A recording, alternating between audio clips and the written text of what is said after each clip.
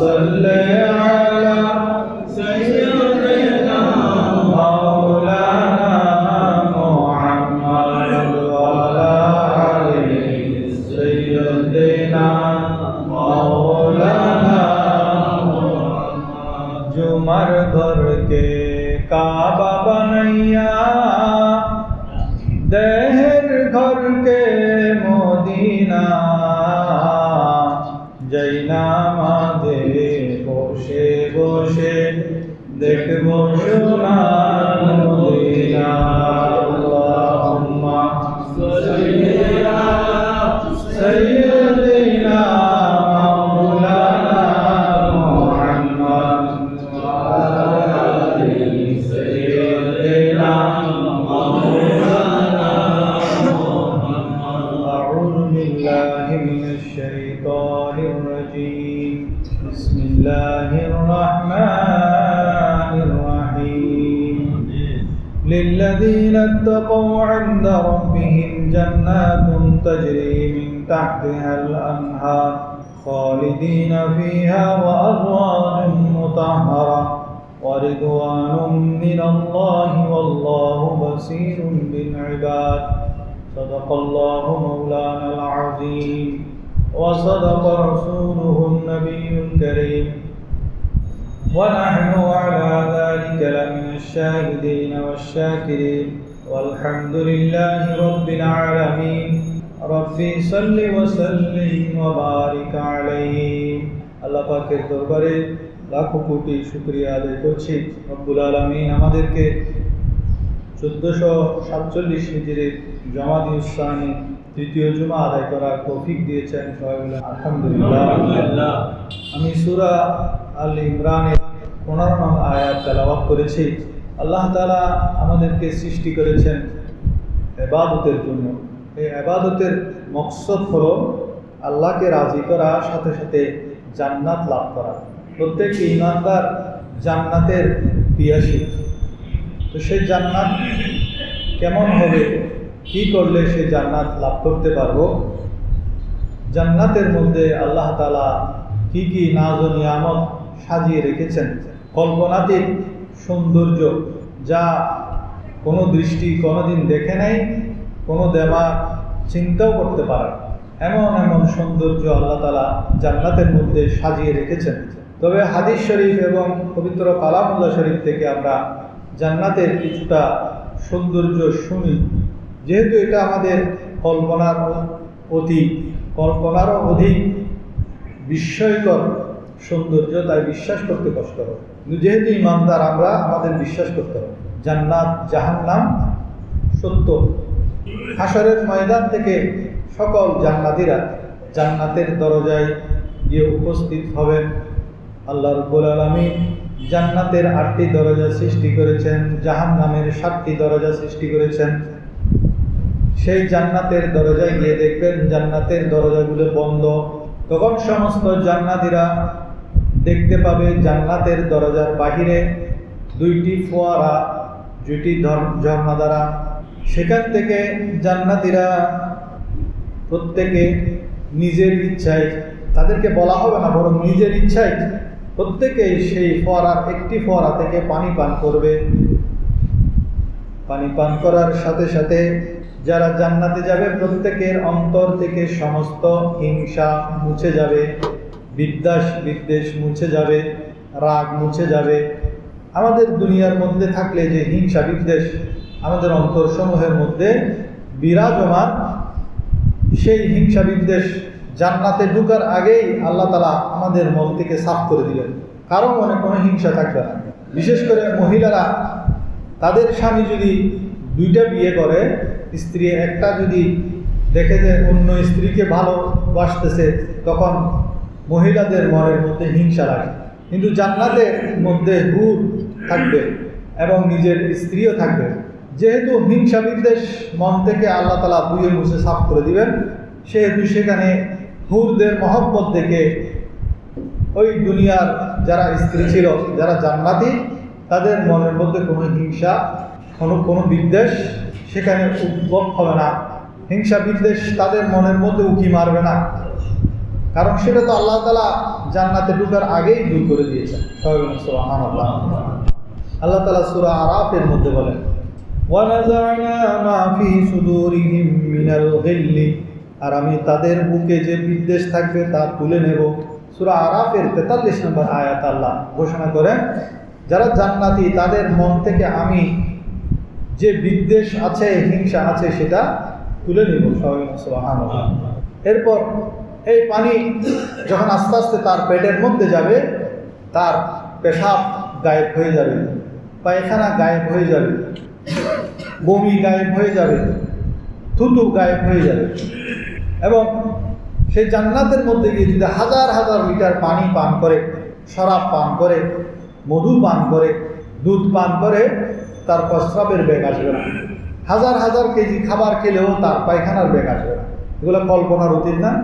আমরা দুনিয়ার মধ্যে খানা একটু বেশ কম হলেই পায়খানা বেড়ে যায়, পেট খারাপ হয়ে যায়, কিন্তু জান্নাতের মধ্যে পেট খারাপ হওয়ার কোনো সম্ভাবনা নেই।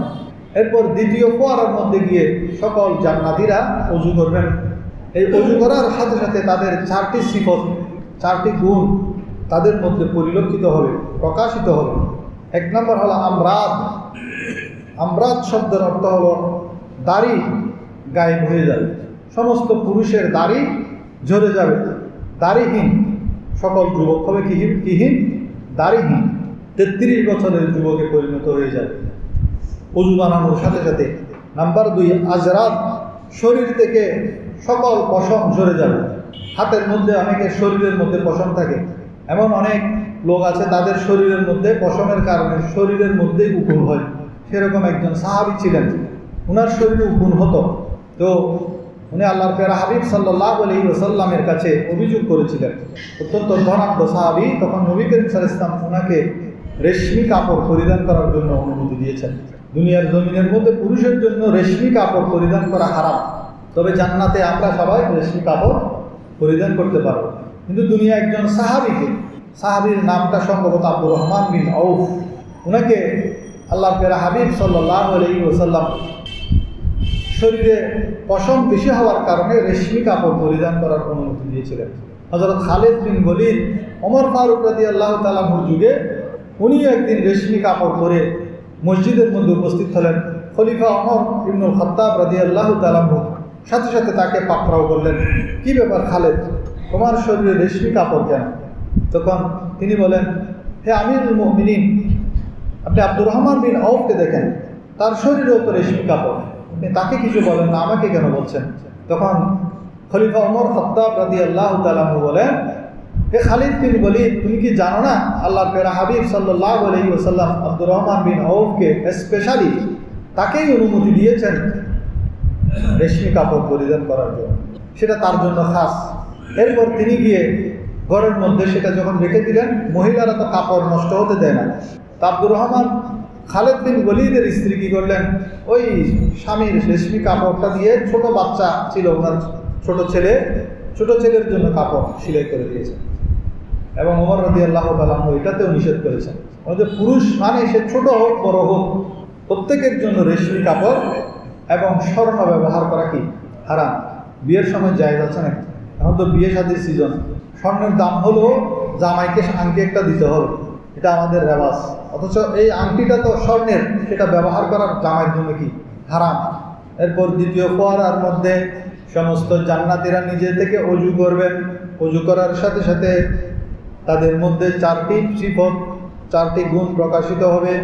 নাম্বার 1, তাদের দাড়ি গায়েব হয়ে যাবে এবং তারা 33 বছরের যুবকের মতো হয়ে যাবে। নাম্বার 2, আজরাত, শরীর থেকে সমস্ত পশম ঝরে যাবে, শুধুমাত্র মাথার চুল, চোখের ভ্রমর এবং এই যে চোখের বাইল পাতা বলে না, এই যে এটাকে কি বলে, হ্যাঁ সাধু ভাষায় কি বলে, পাপড়ি, চোখের পাপড়ি। এই চোখের পাপড়ি থাকবে, ভ্রমর থাকবে, আর হালকা হালকা মোষের জায়গার মধ্যে পশম, আর পুরো শরীরে আর কোনো পশম থাকবে না, সাফ সুতরা পরিষ্কার পরিচ্ছন্ন। 3 নম্বর হলো জিয়াদ, মাথার চুল হবে কোকড়ানো, ঢেউ খেলানো চুল সবার মাথার মধ্যে থাকবে। যাদের মাথায় দুনিয়ার মধ্যে চুল নেই, পরচুলা ব্যবহার করে, অনেক আফসোস, টাক মাথার কারণে অনেকে সে টাক মাথা দেখবে, সেজন্য মাথার মধ্যে সবসময় টুপি দিয়ে রাখে, সুন্নতের জন্য না, ওই টাক ঢাকার জন্য। অনেক টাক মাথাওয়ালা দেখবেন সে সারাদিন টুপি দিয়ে রাখবে, এবং তাদের সেই চুল হবে কাঁধ বরাবর লম্বা, আর মহিলাদের চুল হবে একদম পায়ের টাকনু পর্যন্ত লম্বা। জান্নাতি নারীদের চুল হবে পায়ের টাকনু পর্যন্ত লম্বা। নাম্বার 4, আকহাল, অর্থাৎ তাদের প্রত্যেকের চোখের মধ্যে সুরমা লাগানো থাকবে। সবাই বলেন সুবহানাল্লাহ। এরপর এই ওযু করার পর প্রত্যেক জান্নাতির মধ্যে আরো 5টি নববী সিফত অর্জিত হবে। প্রত্যেকে 130 ফিট লম্বা হবে। হযরত আদম আলাইহিস সালাতু সালামের এবং হাওয়া আলাইহিস সালাতু সালামের সিফত। আদম হাওয়া দুইজনই 130 ফিট লম্বা ছিল। দুনিয়ার মধ্যে সবচেয়ে সুন্দর পুরুষ ছিলেন হযরত ইউসুফ আলাইহিস সালাতু সালাম। প্রত্যেকের সৌন্দর্য হবে ইউসুফ আলাইহিস সালাতু সালামের মতো। যারা জান্নাতি, উচ্চতা হবে আদম আলাইহিস সালাতু সালামের মতো 130 ফিট, আর সৌন্দর্য হবে হযরত ইউসুফ আলাইহিস সালাতু সালামের মতো। এবং প্রত্যেকের কণ্ঠস্বর হবে হযরত দাউদ আলাইহিস সালাতু সালাম। দাউদ আলাইহিস সালাতু সালামের কণ্ঠস্বর সবচেয়ে শ্রেষ্ঠ কণ্ঠস্বর ছিল। উনি যখন খুতবা দিতেন, জবুর তেলাওয়াত করতেন, সমুদ্রের মাছ পর্যন্ত কিনারায় চলে আসতো। বন জঙ্গলের পশু পাখিগুলা তারা ওনার এই ভয়েসের কারণে, এই মিউজিক্যাল ভয়েসের কারণে উনি যখন কিতাব তেলাওয়াত করতেন তারা মুগ্ধ হয়ে শ্রবণ করতেন। সেই কণ্ঠস্বর প্রত্যেকের দেয়া হবে। সবাই বলেন সুবহানাল্লাহ। এবং হযরত ঈসা আলাইহিস সালাতু সালামের যৌবন, ঈসা আলাইহিস সালাতু সালামের বয়স ছিল 33 বছর। প্রত্যেক জান্নাতীর বয়স হবে কত বছর? 33 বছর। এবং সেই 33 বছর, 33 বিলিয়ন বছর পরেও সে 33 বছরের যুবক থাকবে। কোটি কোটি বছর পরেও সে 33 বছরের যুবক থাকবে, সেখানে আর বৃদ্ধ হবে না। এবং হযরত মুহাম্মদ সাল্লাল্লাহু আলাইহি ওয়াসাল্লামের আদব আখলাক থাকবে। তবে মজার কথা, এক হুজুর যখন বয়ান করছেন যে জান্নাতে নারী পুরুষ সকলের উচ্চতা হবে 130 ফিট, তখন একজন দাঁড়িয়ে হুজুরকে প্রশ্ন করে, হুজুর আমরা বর্তমানে যেই সাইজে আছে এটাই তো সুন্দর, 130 ফিট এটা কেমন ব্যাকআপ ধরনের লাগবে না? তখন হুজুর তাকে জবাব দিলেন, জান্নাতের হুর যারা, জান্নাতের স্ত্রী যারা, বিবি যারা, তাদের উচ্চতাও হবে 130 ফিট। এখন আমরা যদি 4 ফিট 5 ফিট লম্বা হই, তাহলে তারা তো আমাদেরকে তাদের পকেটের মধ্যে, যেহেতু তারা শত শত জোড়া কাপড় পরিধান করবে, পকেটের মধ্যে ঢুকিয়ে রাখবে, খুঁজেও পাবে। তো জান্নাতের হুর এরাও হবে 130 ফিটের। হযরত আদম আলাইহিস সালাতু সালাম 130 ফিট ছিলেন। হাওয়া আলাইহিস সালাতু সালাম দুনিয়ার জন্য 130 ফিট ছিলেন। সেই উচ্চতা আল্লাহ তাআলা জান্নাতীদেরকে দান করবেন। এবং সকলের চেহারা সুরত হবে সুন্দর, নূরানি। এক সাহাবী, তিনি ইসলাম কবুল করার আগে ওনার চেহারা ছিল কুৎসিত। আল্লাহর প্যারা হাবিব সাল্লাল্লাহু আলাইহি ওয়াসাল্লামের কাছে এসে বলেন, ইয়া রাসূলুল্লাহ, আমি তো দেখতে অনেক কুৎসিত, আমি কি জান্নাতে আপনার সাথে থাকতে পারবো কিনা? আমি তো অনেক বিশ্রী, দেখতে সুন্দর না। আপনি যেই জান্নাতের সৌন্দর্য বর্ণনা করছেন, এমন সুন্দর জান্নাতে কি আমি যেতে পারবো? তখন আল্লাহর প্যারা হাবিব সাল্লাল্লাহু আলাইহি ওয়াসাল্লাম বলেন, তুমি পেরেশান হইও না, যদিও তুমি কুৎসিত, কিন্তু জান্নাতের মধ্যে যখন তুমি যাবে, আল্লাহ রাব্বুল আলামিন তোমার চেহারার মধ্যে এমন নূর দান করবেন, যে নূরের রোশনি 1000 বছরের রাস্তা থেকে দেখা যাবে। সবাই বলেন সুবহানাল্লাহ। 1000 মাইল না, 1000 বছরের রাস্তা।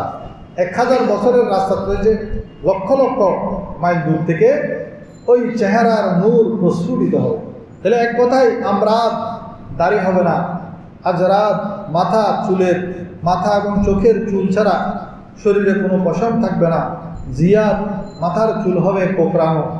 আকহাল, চোখ হবে সুরমা লাগানো। আদম আলাইহিস সালাতু সালামের উচ্চতা হবে, ইউসুফ আলাইহিস সালাতু সালামের সৌন্দর্য লাভ অর্জিত হবে, দাউদ আলাইহিস সালাতু সালামের সুন্দর কণ্ঠ সকলের প্রাপ্ত হবে, এবং ঈসা আলাইহিস সালাতু সালামের যৌবন 33 বছরের বয়স হবে, মুহাম্মদ সাল্লাল্লাহু আলাইহি ওয়াসাল্লামের আখলাক হবে। এভাবেই সকলকে আল্লাহ তাআলা জান্নাতের মধ্যে প্রবেশ করাবেন।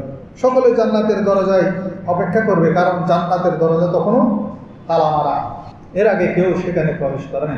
খাদেমরা আছেন, তখন সকলে হযরত আদম আলাইহিস সালামের কাছে যাবেন। আদম আলাইহিস সালাম ইদ্রিস আলাইহিস সালামের কাছে পাঠাবেন, ইদ্রিস আলাইহিস সালাম নূহ আলাইহিস সালামের কাছে পাঠাবেন, নূহ আলাইহিস সালাম হুদ আলাইহিস সালামের কাছে পাঠাবেন, হুদ আলাইহিস সালাম সালেহ আলাইহিস সালামের কাছে পাঠাবেন। তারা সকলেই অপারগতা প্রকাশ করবে যে এই জান্নাতে আমাদের সবার আগে প্রবেশ করার অনুমতি নেই।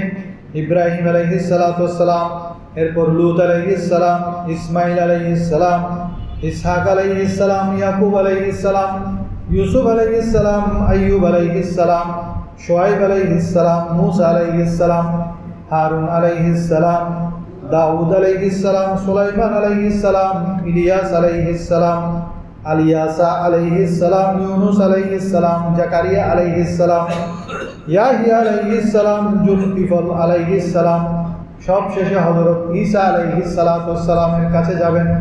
হযরত ঈসা আলাইহিস সালাম আল্লাহর প্যারা হাবিব মুহাম্মদুর রাসূলুল্লাহ সাল্লাল্লাহু আলাইহি ওয়াসাল্লামের কাছে পাঠাবেন। অথচ নবী করিম সাল্লাল্লাহু আলাইহি ওয়াসাল্লামের হাতে সেদিন লেওয়ায়ে হামদ থাকবে, প্রশংসার পতাকা থাকবে, আল্লাহর ঝান্ডা ওনার হাতে থাকবে। আল্লাহর প্যারা হাবিব বলেন, সারা দুনিয়ার সমস্ত নবী রসুল সহ সকল নবী রসুলের উম্মতগণ আমার এই পতাকার নিচে সবাই জমা হবে, আমি সবার আগে রওনা হব, আমার পিছে পিছে সকলে রওনা হবে। এবং নবী করিম সাল্লাল্লাহু আলাইহি ওয়াসাল্লাম ফরমান, ইন্নাল জান্নাতা হুররিমাত আলাল আম্বিয়া হাত্তা আদখুলাহা, যতক্ষণ আমি জান্নাতে প্রবেশ করব না ততক্ষণ পর্যন্ত অন্য নবীদের জন্য জান্নাতে প্রবেশ করা হারাম। কোন নবী আমার আগে জান্নাতে প্রবেশ করতে পারবে না। আল্লাহ রাসূল আরো বলেন, আনা আউয়ালু মান উকাকি বাবাল জান্নাহ, আমি জান্নাতের দরজার মধ্যে প্রথম টোকা দেব। উকাকি মানে হলো টোকা দেয়া, আমি সর্বপ্রথম জান্নাতের মধ্যে এভাবে টোকা দিব। তখন প্রশ্ন করা হবে, ভেতর থেকে আওয়াজ আসবে, কে? আমি জবাব দিব, আলা মুহাম্মাদুর রাসূলুল্লাহ, আমি মুহাম্মাদুর রাসূলুল্লাহ। তখন ভিতর থেকে জবাব দিবে, মারহাবান বিরাসূলিল্লাহ, হে আল্লাহর রাসূল আপনাকে স্বাগতম, আপনাকে জান্নাতের মধ্যে স্বাগতম। জান্নাতের দরজা খুলে যাবে, সেখান থেকে একটি সাওয়ারি আসবে, সাওয়ারির মধ্যে আল্লাহর প্যারা হাবিব সাল্লাল্লাহু আলাইহি ওয়াসাল্লাম আরোহণ করবেন। জান্নাতে প্রবেশ করার জন্য যখন সাওয়ারিতে উঠবেন, ওই সাওয়ারির লাগাম, যেটা রশি, এই লাগাম থাকে না সাওয়ারির, এই রশিটা নিচে পড়ে যাবে।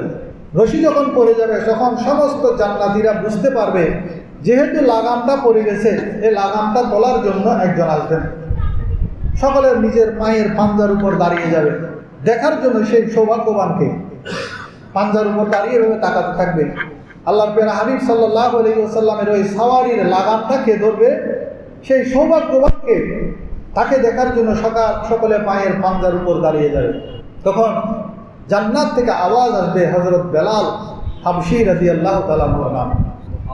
অথচ দুনিয়ার মধ্যে ওনার চেহারা সুরত এত সুন্দর ছিল না, কিন্তু আল্লাহ রসুলের কাছে উনি এতই প্রিয় পাত্র, জান্নাতের মধ্যে তিনি আমার নবী সর্বপ্রথম প্রবেশ করবেন, আমার নবীর সেই সাওয়ারির লাগাম ধরে টেনে টেনে নিয়ে যাবেন কে? হযরত বেলাল হাবশী রাদিয়াল্লাহু তাআলা আনহু। সুবহানাল্লাহ। যখন জান্নাতে প্রবেশ করে সকলে নিজ নিজ স্থানে স্থায়ী হবেন, সেখানে আর মৃত্যু হবে না, কেউ বৃদ্ধ হবে না, রোগাক্রান্ত হবে না। সকলে জান্নাতে প্রবেশ করে নিজ নিজ স্থানে যখন স্থায়ী হয়ে যাবেন, নিজের জায়গা আসন অলঙ্কৃত করবেন, তখন একজন ফেরেশতা ঘোষণা দিবেন, ইন্না লাকুম আন তাহিয়াউ ফালা তামুতু আবাদা, তোমাদের আর কখনো মৃত্যু হবে না, তোমরা আর কখনো মৃত্যুবরণ করবে না। জান্নাতের মধ্যে মৃত্যুর ভয় নেই। আর জান্নাতে যদি যেতে পারেন তাহলে আর মৃত্যুর ভয় নেই। মৃত্যুর ভয় কোথায়? দুনিয়ার মধ্যে। সকলে তখন মনের মধ্যে প্রশ্ন আসবে, যদি আমরা মৃত্যুবরণ না করি তবে এক সময় তো আমরা বৃদ্ধ হয়ে যাব। বৃদ্ধ হয়ে গেলে মনের খায়েশ সব মিটে যায়, আমরা তো একদম বৃদ্ধ হয়ে যাব। মৃত্যু না আসলে কি হবে? তখন আবার ঘোষণা হবে, ইন্না লাকুম আন তাশিব্বু ফালা তাহরামু আবাদা, এখন থেকে তোমরা আর জান্নাতের মধ্যে বৃদ্ধ হবে না, সবাই চিরযৌবন থাকবে। সবাই বলুন সুবহানাল্লাহ। তখন আবার সকলের মনের মধ্যে প্রশ্ন আসবে, আচ্ছা আমরা মৃত্যুবরণও করবো না, বৃদ্ধ হব না, তবে আমরা তো অসুখ বিসুখের মধ্যে পড়ে যাব, আমরা এত দীর্ঘ হায়াত থাকবো, হায়াতের মধ্যে অতিবাহিত করবো, আমরা তো অসুস্থ হয়ে যাব। তখন আবার ঘোষণাকারী ঘোষণা করবেন, ইন্না লাকুম মান তাসিহু ফালা তাসকামু আবাদা, এখন থেকে তোমরা সব সময় সুস্বাস্থ্যের অধিকারী হবে, কখনো রোগাক্রান্ত হবে না। সবাই বলেন সুবহানাল্লাহ। সেখানে চশমার প্রয়োজন হবে না। এখানে তো আমরা বয়স হলে 40 বছর হলে চশমা লাগে, কিন্তু সেখানে চশমার প্রয়োজন হবে না, ডাক্তারের দরকার হবে না, শরীর ফিট করার জন্য জিম প্রতিষ্ঠানের প্রয়োজন হবে না, ডায়েট করার প্রয়োজন হবে না। এখন তো আমরা অনেক ডাক্তারের কথা ফলো করি, ডায়েট করি স্বাস্থ্যকে ঠিক রাখার জন্য, কিন্তু সেখানে ডায়েটের প্রয়োজন হবে না, যা ইচ্ছা তা খেতে পারবেন, যেটা ইচ্ছা সেটা করতে পারবেন, কোনো বাধা নেই। আমাদের মনের মধ্যে অসম্ভব জিনিস কল্পনায় আসে না, যেটা অসম্ভব সেটা কখনো কল্পনায় আসে না। যেমন 2 পাস হওয়া, সেটা কি আমাদের মনে আসে না? আমাদের মনের মধ্যে আসে কি 2 কি হবে, 4 হবে। যেহেতু 2 পাস হওয়া অসম্ভব, সেটা আমাদের মনের মধ্যে আসে না। কিন্তু আমাদের মনের মধ্যে চিরযৌবন থাকার, সেটা তো সম্ভব।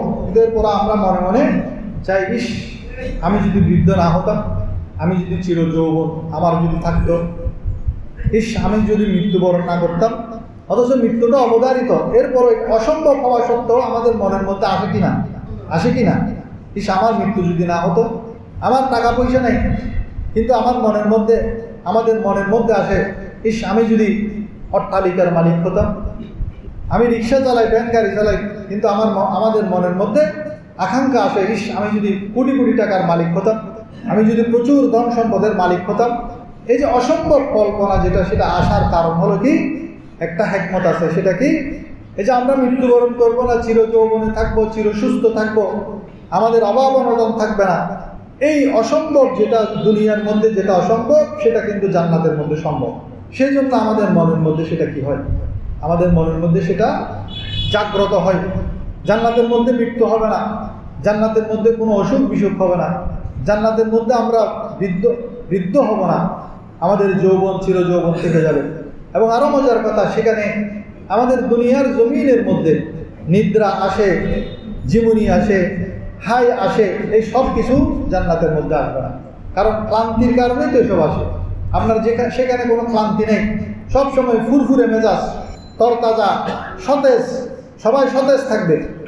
এই যে মসজিদের মধ্যে সকালে ঘুম থেকে অনেকে উঠে 7টা-8টা বাজে ঘুম থেকে উঠেও মসজিদে যখন আসে, ইমাম সাহেব যখন খুতবা দেয় তখনও ঝিমায়।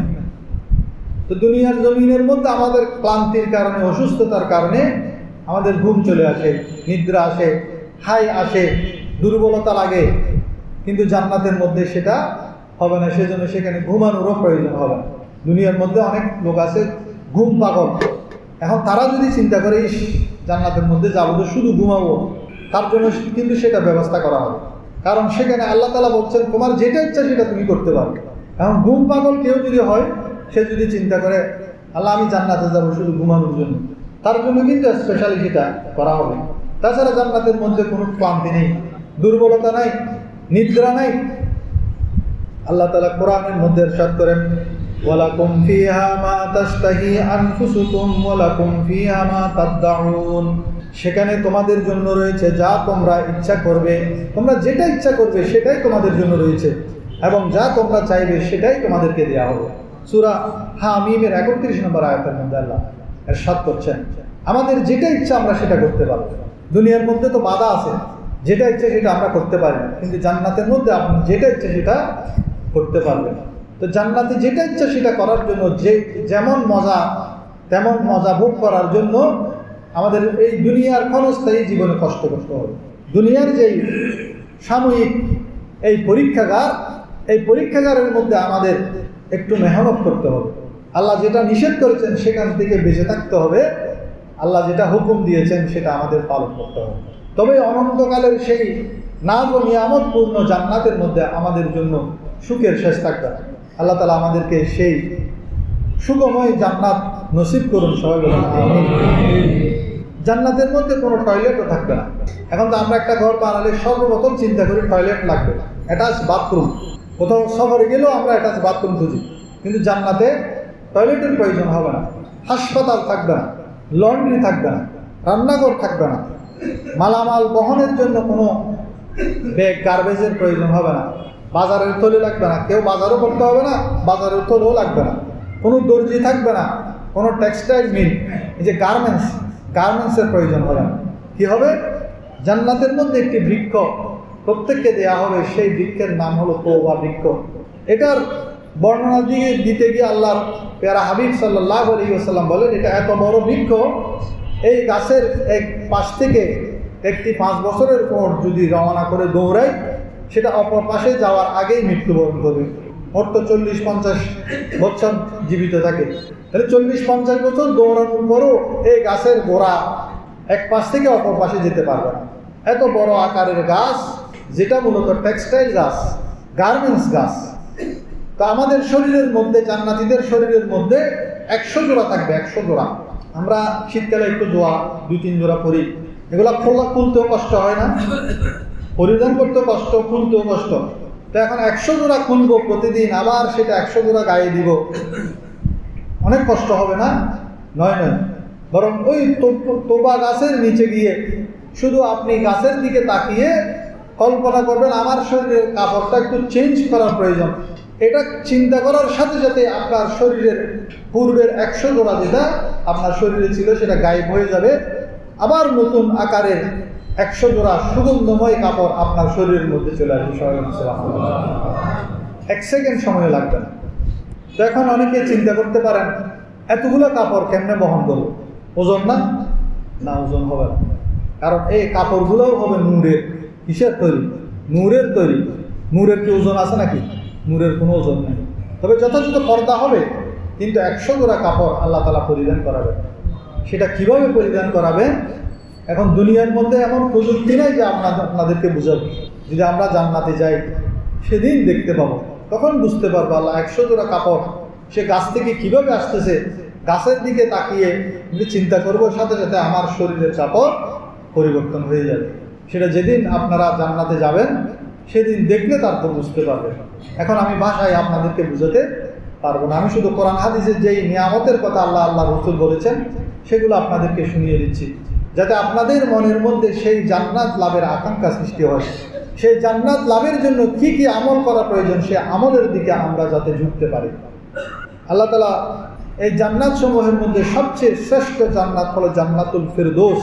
আল্লাহ তাআলা বলেন, ইন্নাল্লাযীনা আমানু ওয়া আমিলুস সালিহাতি কানাত লাহুম জান্নাতুল ফিরদৌসি নুজুলা। নিশ্চয় যারা ঈমান এনেছে এবং সৎকর্ম করেছে, তাদের জন্য ফেরদৌসের বাগানে হবে আতিথ্য। সেখানে আপনাদেরকে আতিথেয়তা করা হবে।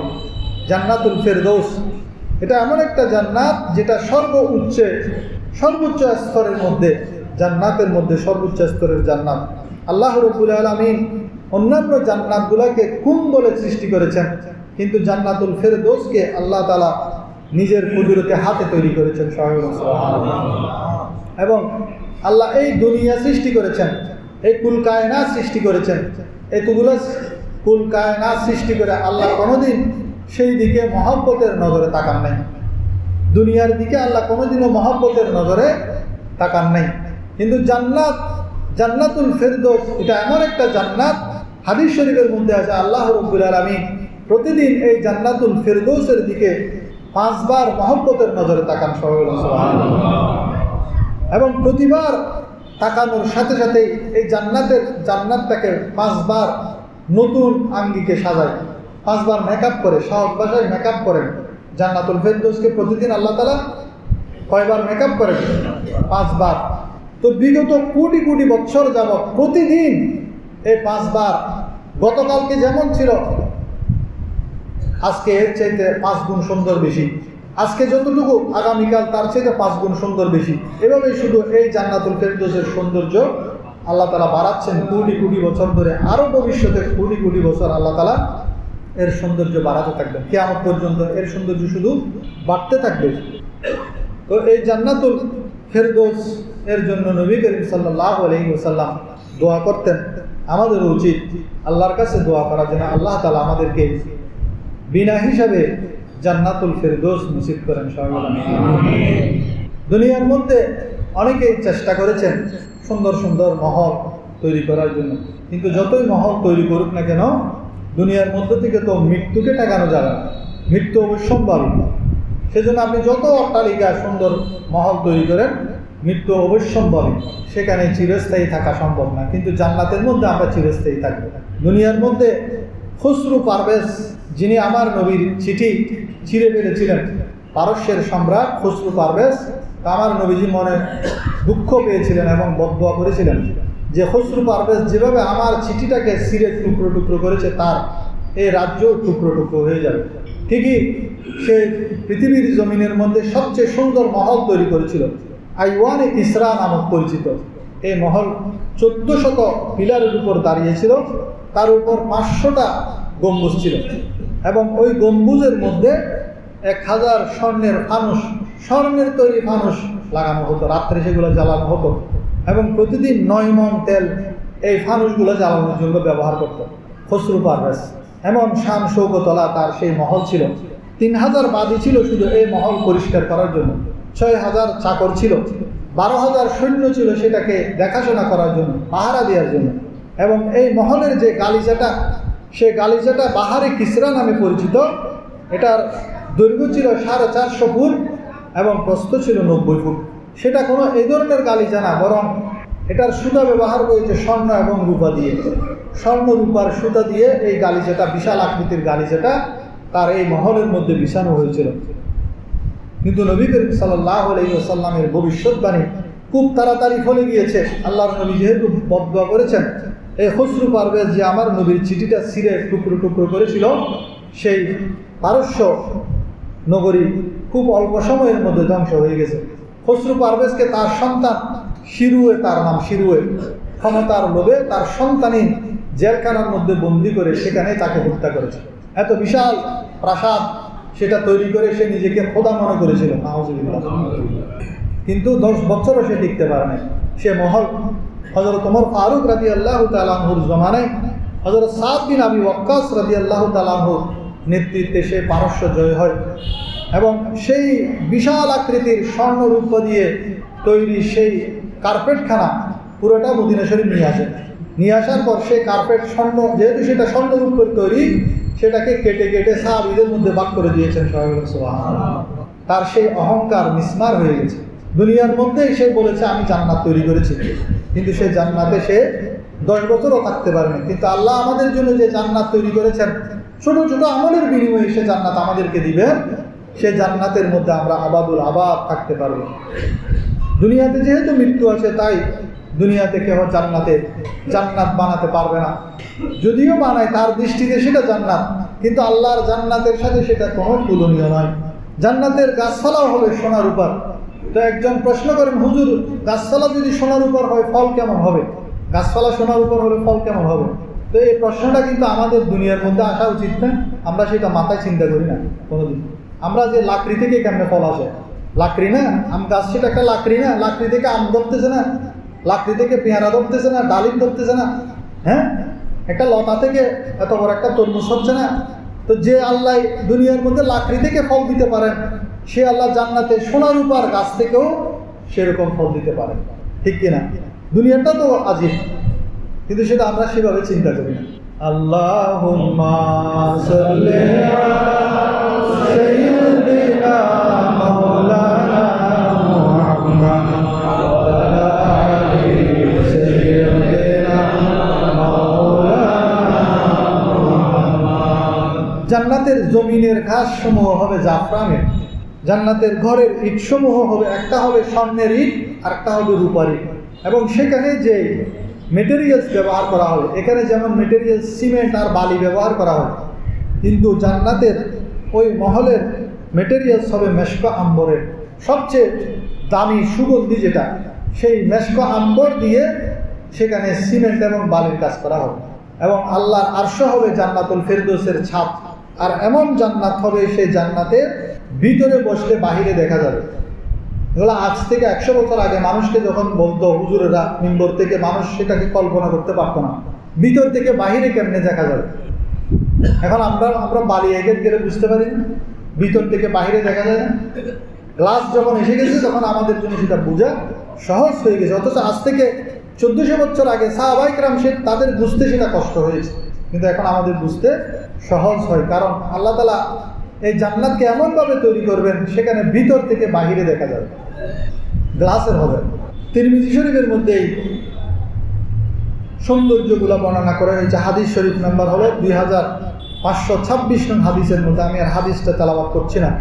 এবং সেই জান্নাতের মধ্যে একটা বাজার হবে শুক্রবার, সেখানে বাজার করার জন্য না, এমনি বিনোদনের জন্য জান্নাতীরা যাবে।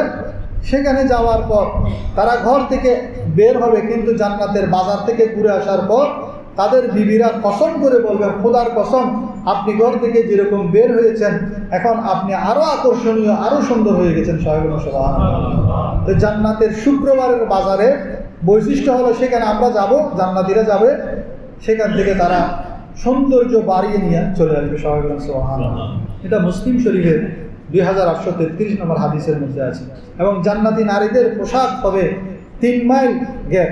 ডায়ানার পোশাকের দৈর্ঘ্য সেটা বহন করার জন্য পিছনে আরো 50-60 জন ছিল, সেটা নিয়ে পৃথিবীর মানুষ অবাক, কত বড় পোশাক। কিন্তু জান্নাতি নারী যারা সাধারণ নারী, সে যদি জান্নাতি হয় তাকে যে পোশাক দেওয়া হবে, সেই পোশাক, সেই লেহেঙ্গার গের হবে 3 মাইল। সুবহানাল্লাহ। এখন প্রশ্নকারী প্রশ্ন করেন, আল্লাহ তাআলা জান্নাতি হুরের লোভ কেন দেখান? আল্লাহ রাব্বুল আলামিন আমাদেরকে জানা থেকে বাঁচার জন্য জান্নাতি হুরের লোভ দেখিয়েছেন। এটা লোভ না, বরং সেই সৌন্দর্য। আমরা দুনিয়ার মধ্যে যে জানা করছি, সেই জানা থেকে বেঁচে থেকে আমরা যদি সবর করতে পারি, তাহলে আল্লাহ তাআলা আমাদেরকে এই নিয়ামত দান করবে। যে সমাজের মধ্যে জানা বিস্তার লাভ করে, আল্লাহ সেই সমাজ, সেই এলাকাকে পছন্দ করে না, ধ্বংস নেমে আসে, আল্লাহর গজব নেমে আসে। এই যে ভূমিকম্প বেড়ে গেছে, এর একটা কারণ হলো জানা বেড়ে যাওয়া। এখন চতুর্দিকে শুধু ভূমিকম্প আমরা নিউজ শুনতে পাই। আল্লাহ আমান আল হাফিজ, আল্লাহ তাআলা আমাদেরকে এই ধরনের আযাব থেকে বেঁচে থাকার তৌফিক দান করুন। আল্লাহ তাআলা জমিনকে পুত পবিত্র দেখতে চান। উম্মে সালমা রাদিয়াল্লাহু তাআলা আনহা আমার নবীকে প্রশ্ন করেন, ইয়া রাসূলুল্লাহ, দুনিয়ার জমিনের নারীরা সুন্দর হবে নাকি জান্নাতের হুরেরা সুন্দর হবে?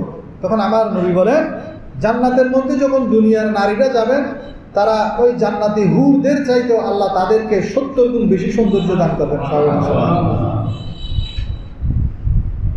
এখন প্রশ্ন, কেন? কারণ কি কারণে তাদেরকে 70 গুণ বেশি সৌন্দর্য দেওয়া হবে? তখন আমার নবীজি বলেন, যেহেতু তারা দুনিয়ার জমিনের মধ্যে নামাজ পড়তো, জান্নাতের হুরেরা তো নামাজ পড়ে নাই, যেহেতু তারা দুনিয়ার জমিনের মধ্যে রোজা রাখত, যেহেতু তারা দুনিয়ার জমিনের মধ্যে আল্লাহকে রাজি করার জন্য ইবাদত করত, সেই জন্য তারা যখন জান্নাতে যাবে, আল্লাহ তাআলা এই নারীদেরকে জান্নাতের হুরদের চাইতে 70 গুণ বেশি সৌন্দর্য দান করবেন। সেখানে 4টি নহর হবে, একটি পানির নহর, একটি দুধের নহর, একটি শরাবের নহর এবং একটি মধুর নহর, এবং কিছু ঝর্ণা দ্বারা হবে, যেগুলা কোরআনের মধ্যে আপনারা পড়লে সেখানে শব্দগুলো আপনারা হয়তো পড়েছেন। সালসাবিল ঝর্ণা, জমজবিল ঝর্ণা, কাফুর ঝর্ণা, রহিক ঝর্ণা, মুঈন ঝর্ণা, তাসনিম। এই তাসনিমটা হলো জান্নাতের সবচেয়ে সম্মানিত পানি। এই তাসনিম ঝর্ণার পানির একটা ফোঁটা যদি হাদিস শরীফের মধ্যে আছে দুনিয়ার জমিনের মধ্যে পড়ে, তাহলে দুনিয়ার জমিনের সমুদ্রের সমস্ত নোনা পানি মিষ্টি হয়ে যাবে। এবং যিনি সর্বশেষে জান্নাতে প্রবেশ করবেন, আযাব মুখ করে সবার শেষে যিনি জান্নাতে প্রবেশ করবেন, ওনার জান্নাতের সাইজটা হাদিস শরীফের মধ্যে আছে। আল্লাহ তাআলা বলবেন, তুমি যে জান্নাতের মধ্যে যাচ্ছ, এটার সাইজ কত বড় জানো? এই দুনিয়ার মধ্যে তুমি ছিলে, যে পৃথিবীতে তুমি ছিলে, সেই পৃথিবীর চাইতে 10 গুণ বড়। যিনি সবার শেষে জান্নাতে যাবেন, এই পৃথিবীর চাইতে 10 গুণ বড় জান্নাত তাকে দেওয়া হবে। তখন তিনি হেসে দিয়ে বলবেন, হে আল্লাহ, আপনি কি আমার সাথে মশকারি করতেছেন? আমি কোনো মতে অনেক কষ্ট বিষ্ট করে জান্নাতের দরজায় আসছি, আর আপনি বলতেছেন দুনিয়ার চাইতে 10 গুণ বড় জান্নাত আমাকে দিবেন? বলে যে, না, মশকারি না, তুমি প্রবেশ করো। যখন প্রবেশ করবে, সেখানে দেখবে যে হাতের মধ্যে সুস্বাদু খাবার এবং পানীয় নিয়ে 80,000 খাদেম দাঁড়িয়ে আছেন। উনি মনে করবেন এগুলো তো অনেক সম্মানিত ফেরেশতা, উনি তাদের সামনে এভাবে ঝুঁকে থাকবেন। তখন ওই খাদেমেরা বলবেন, আমরা হলাম আপনার খাদেম, আপনি কেন ঝুঁকে আছেন? আপনার জন্য এই খাবার নিয়ে আমরা দাঁড়িয়ে আছি। এবং সেই খাবারগুলা খাবে। খাওয়ার পর এই 80,000 খাদেম যখন সরে যাবে, খাদেমের পিছনে ওনার জান্নাতি বিবিরা অপেক্ষা করবেন। জান্নাতি বিবিদের সৌন্দর্য দেখে তিনি শুধু অপলক দৃষ্টিতে তাকিয়ে থাকবেন, সেই দৃষ্টির মধ্যে 40 বছর কেটে যাবে। সবাই সুবহানাল্লাহ। যিনি সর্বশেষ জান্নাতি, তার বৈশিষ্ট্য আল্লাহর প্যারা হাবিব সাল্লাল্লাহু আলাইহি ওয়াসাল্লাম এভাবে বর্ণনা করেছেন। তাহলে এক কথায় আমি জান্নাতের সৌন্দর্যগুলা আপনাদেরকে বলে দিচ্ছি, এরপর আমি শেষ করে দিব। স্বর্ণ রৌপ্যের ইটের তৈরি অট্টালিকা হবে, মিশকা আম্বরের গাথা সুগন্ধি প্রাসাদ হবে, মুক্তা ইয়াকুতের কঙ্কর আর জাফরানের মাটি হবে। সেখানে মৃত্যু হবে না, দুঃখ থাকবে না, অভাব থাকবে না, কখনো পোশাক পুরাতন হবে না, এবং অনন্ত যৌবন সেখানে আপনারা লাভ করবেন। জান্নাতের মধ্যে 8টি দরজা হবে। যারা রোজাদার তাদেরকে রাইয়ান নামক দরজা দিয়ে প্রবেশ করানো হবে।